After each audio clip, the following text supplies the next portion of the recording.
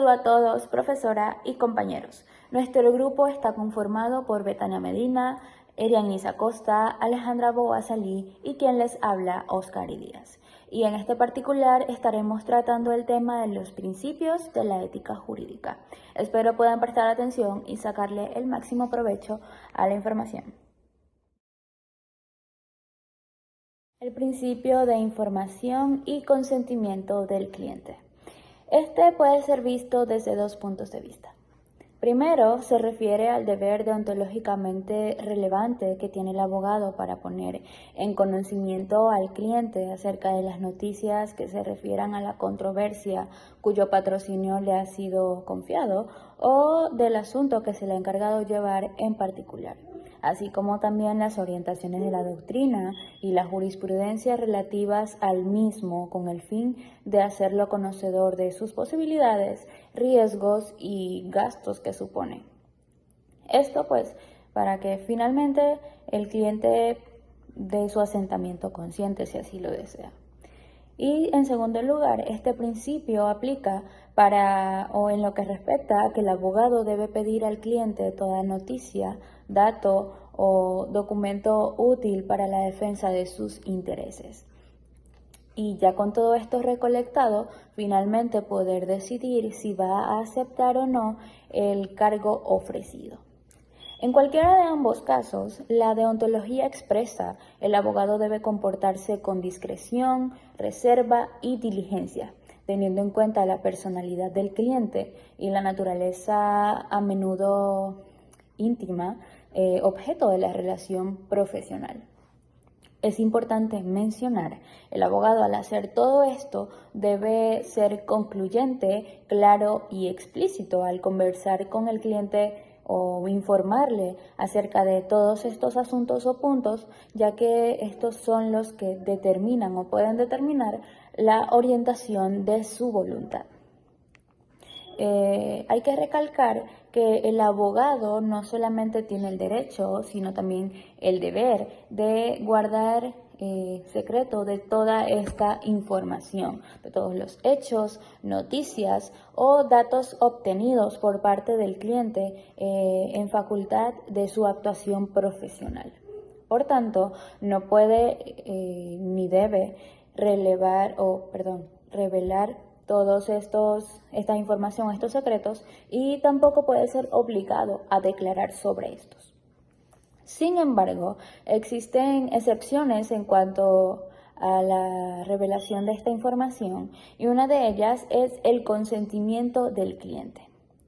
Pero hay que mencionar, este no libera al abogado de su deber de secreto profesional, por así decirlo, cuando existan razones de interés moral o de interés general que obliguen al abogado por encima de la voluntad del cliente. Si bien es cierto, el consentimiento faculta al abogado para revelar los hechos, objetos del cliente, no le obliga a efectuar dicha revelación. Básicamente, por lo que mencioné hace un momento, tiene una configuración de doble naturaleza. Es un derecho, pero también es un deber.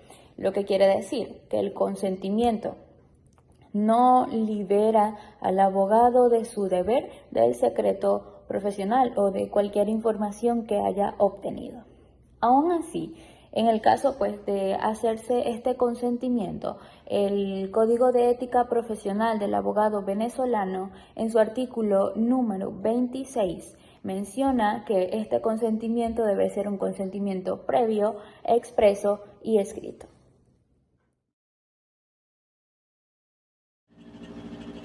Uno de los principios más importantes de un abogado es el principio de reserva y secreto profesional.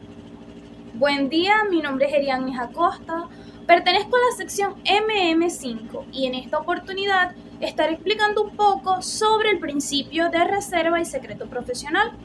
Pero antes vamos a definir su concepto. ¿Qué es el principio de reserva y secreto profesional?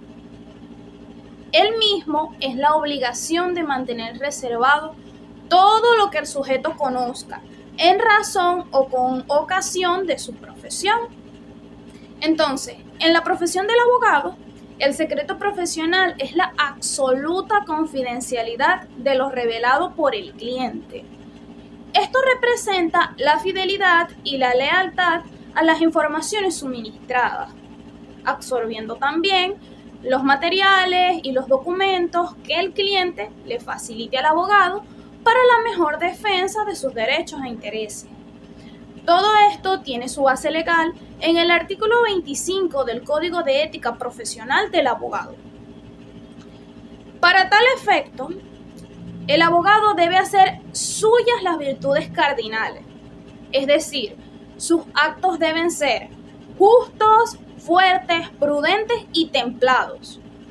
Por lo tanto, el abogado debe guardar el secreto profesional y reconocer que es un deber frente al cliente y un derecho ante las autoridades y terceros. Bajo ninguna circunstancia, el abogado puede convertirse en delator de su cliente. Atención en esto, eso no quiere decir que se convierta en su cómplice. En este sentido, el artículo 26 del mismo código establece que el abogado no podrá intervenir en asuntos que puedan conducirlo a revelar el secreto, ni podrá utilizar en beneficio propio o de su representado las confidencias que haya obtenido en el ejercicio de su profesión, salvo que obtenga consentimiento previo, expreso y por escrito del confidente. Como podemos observar, el abogado debe ser rigurosamente responsable con el caudal de información que maneja. Por lo tanto, debe saber guardar el secreto profesional y manejarlo de la mejor forma posible. Posteriormente, en el mismo artículo 26, establece que el secreto profesional también comprende cuando el abogado trabaja en común o en asociado con otros abogados. Aquí tenemos el caso típico del abogado que trabaja con un colega o en un bufete. Estas personas también van a conocer, analizar y a estudiar el caso objeto de estudio. Por lo tanto, ellos también deben guardar el secreto profesional. Por último, y ya para finalizar, el artículo 27 del Código de Ética Profesional del Abogado establece una dispensación de guardar el secreto, y es cuando el abogado es acusado judicialmente o denunciado ante el Colegio de Abogados. Puede revelar el secreto dentro de los límites necesarios para su propia defensa.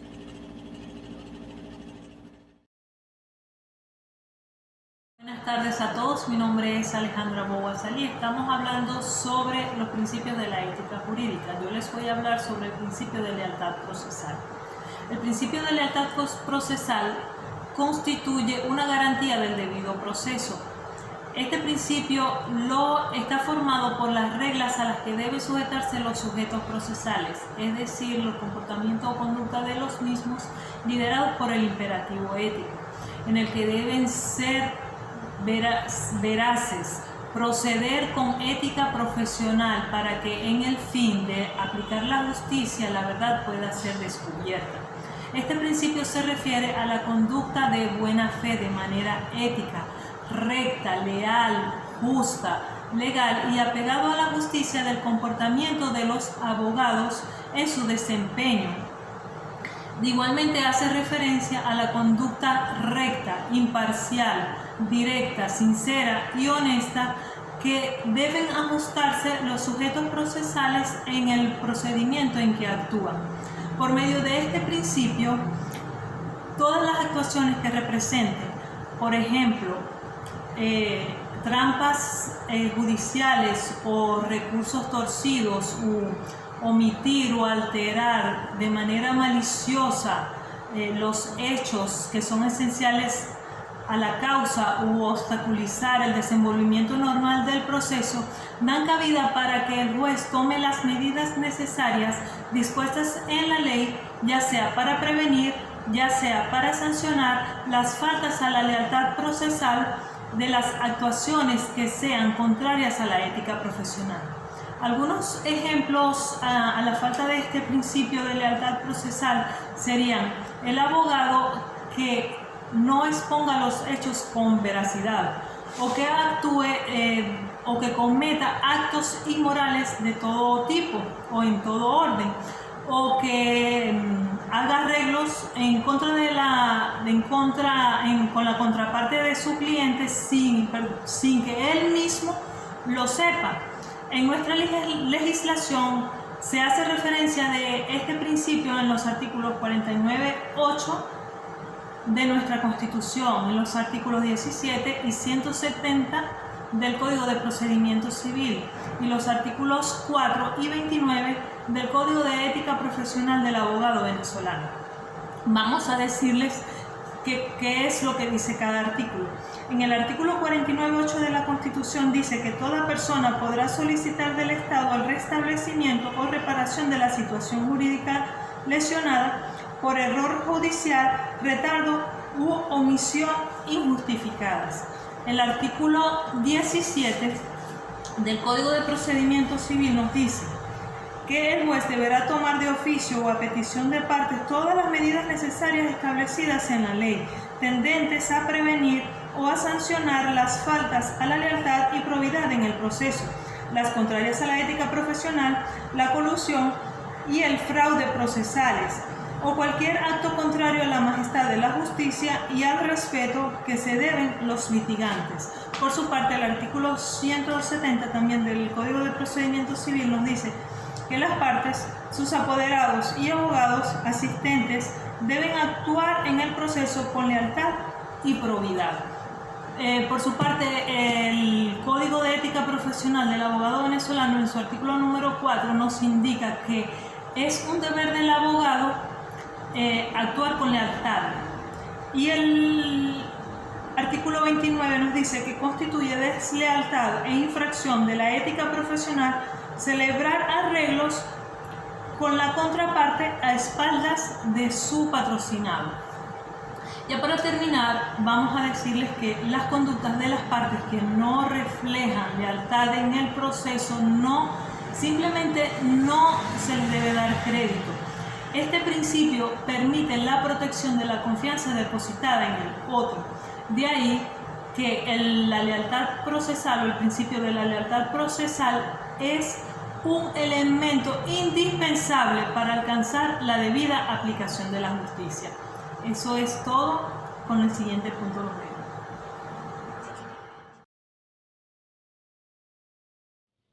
Buen día, mi nombre es Betania Medina, pertenezco a la sección MM5 y en esta oportunidad estaré departiendo acerca del principio de la colegiabilidad, el grupo profesional del abogado y su influencia en la comunidad.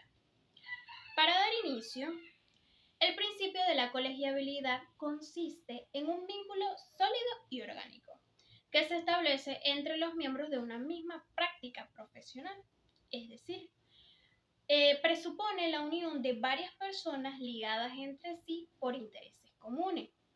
Así pues, el principio de la colegiabilidad implica la solidaridad y el respeto entre los miembros de una misma profesión, fomentando la colaboración y el apoyo mutuo.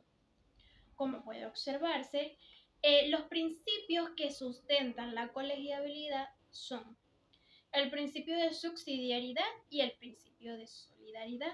Sin embargo, es importante mencionar que la colegiabilidad no es una actitud de complicidad ante un comportamiento impropio o desleal. El sentimiento de colegiabilidad se basa en una relación profunda con el ejercicio de la profesión y la colaboración con los otros colegas. Por ejemplo, sustituir en audiencia al colega enfermo o imposibilitado por causas de fuerza mayor, proporcionarle libros y revistas jurídicas u ofrecerle sugerencias de carácter técnico para la resolución de un problema jurídico difícil. Ahora bien, el comportamiento malicioso se constituye una grave ofensa al principio de colegiabilidad, que viene siendo la competencia desleal entre colegas. la cual presenta como principales manifestaciones la sustracción dolosa de clientes de un determinado colega o la realización de hechos que provoquen la desviación de clientela con daños a varios colegas. Lo mismo ocurre o lo mismo pasa con el abogado que se pone en contacto con la parte contraria o con el cliente y tratas con esta en ausencia de su abogado o sin su previa autorización. Asimismo, el abogado que no informa a su cliente o a su colega sobre el desarrollo del proceso, puesto que la información entre colegas entra en el deber de la colegiabilidad. Un ejemplo sería en el caso de sustitución del abogado defensor por otro, este está obligado a informarle al abogado sustituto sobre el estado del proceso, las circunstancias que lo rodean y qué puede servirle para la defensa de los derechos del cliente. Para finalizar, legalmente se establece en el Código de Ética del Abogado Venezolano, en su capítulo 5, los deberes para con los colegas, los cuales son principios que buscan garantizar la integridad y honorabilidad de los abogados en el ejercicio de su profesión. Bueno, esto es todo. Muchas gracias.